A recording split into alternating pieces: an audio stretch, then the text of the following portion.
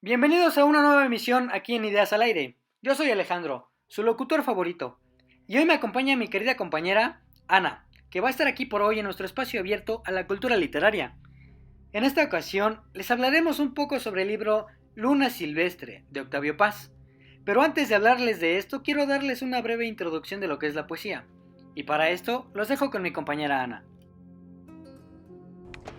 Hola, soy Ana. Esto es Ideas al Aire y comenzamos. Para leer poesía, primero debemos darnos una idea de qué es esto. Tal vez gran parte de la audiencia ya tenga en mente algo sobre poesía, pero por si no lo sabe, aquí les leeré algunas cosas. La poesía es algo que cada persona siente de manera diferente. Dar una definición sería delimitar demasiado este hecho estético. Veamos las diferentes definiciones que nos dan los autores. José Luis Borges nos dice que para que un texto sea poético o pueda ser considerado poesía, debe tener ciertas características. La poesía puede o debe causar que el lector recuerde algún hecho pasado de su vida o sea impresionado, es decir, que el poema, al ser leído, transmita o provoque una impresión.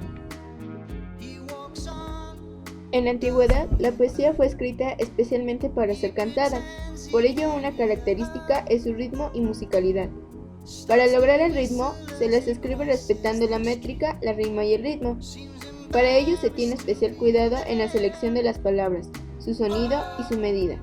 Escribir poesía no es cosa fácil, se debe saber cómo escribirla y acomodar las palabras. Todo debe tener una armonía perfecta para que un poema suene bien y exprese lo que el autor siente. La poesía es un texto escrito en una forma particular, donde las oraciones se dividen en varios renglones, llamados versos. Los versos se agrupan en conjuntos espaciados entre sí, llamados estrofas. Suele tener rima, que le da musicalidad. Los poetas juegan con las palabras, con el orden y con los sonidos, además de las comparaciones o metáforas.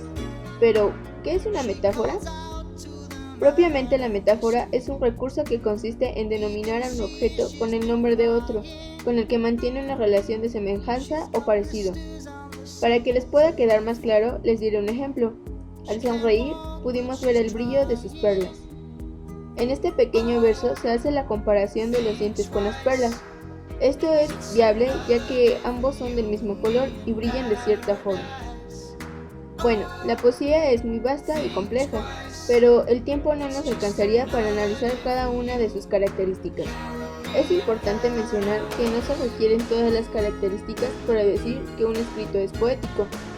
Precisamente porque esta pregunta no sabe agotarse, nos quedan muchos ejemplos del modo en que los poetas han querido explicar la poesía.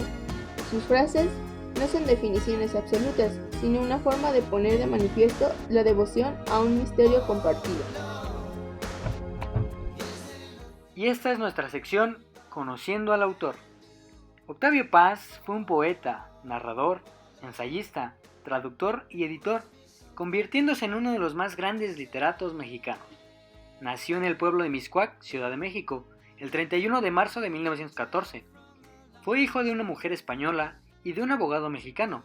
Desde su juventud tuvo interés en la literatura, siguiendo el ejemplo de su padre y su abuelo.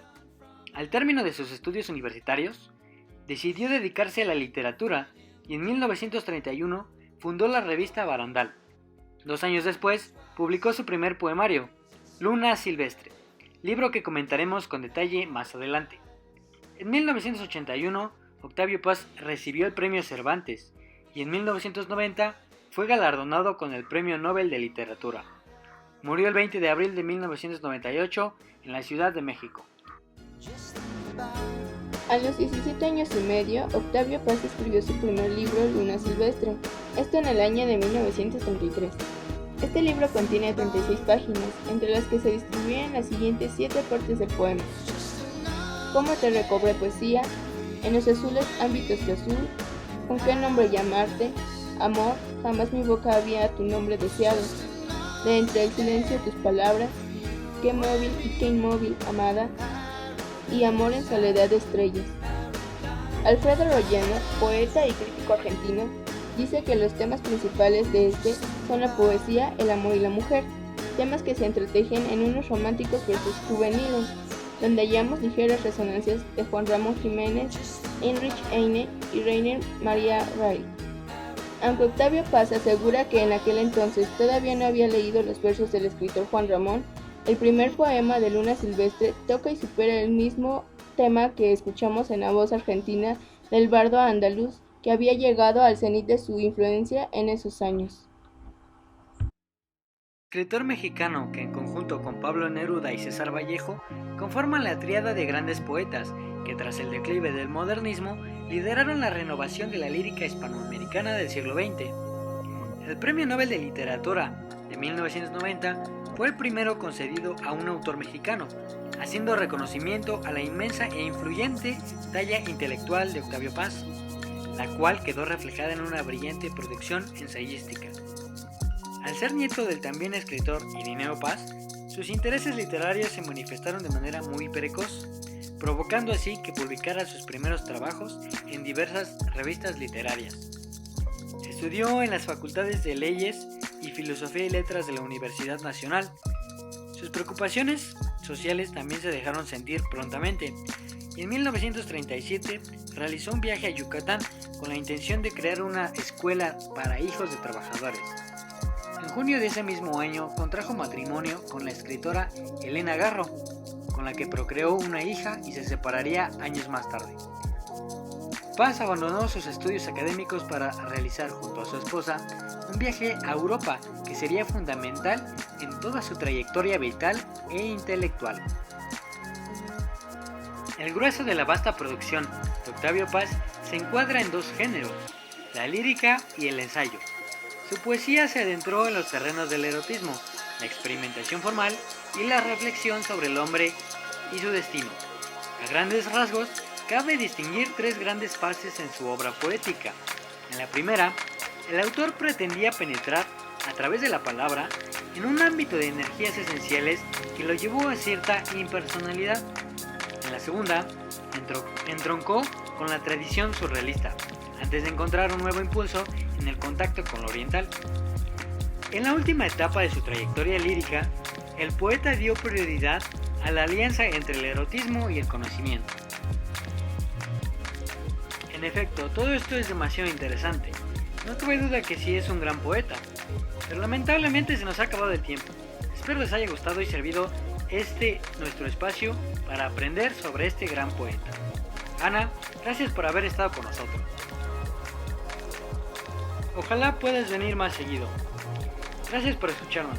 Este podcast corrió a cargo de Rodolfo, Ana, Rose, Iraís y su servidor. También queremos agradecer al Colegio de Ciencias y Humanidades por el préstamo del equipo y al Departamento de Audiovisual. Sin más que decir, me despido y los invito a escuchar nuestro siguiente podcast. Bye bye.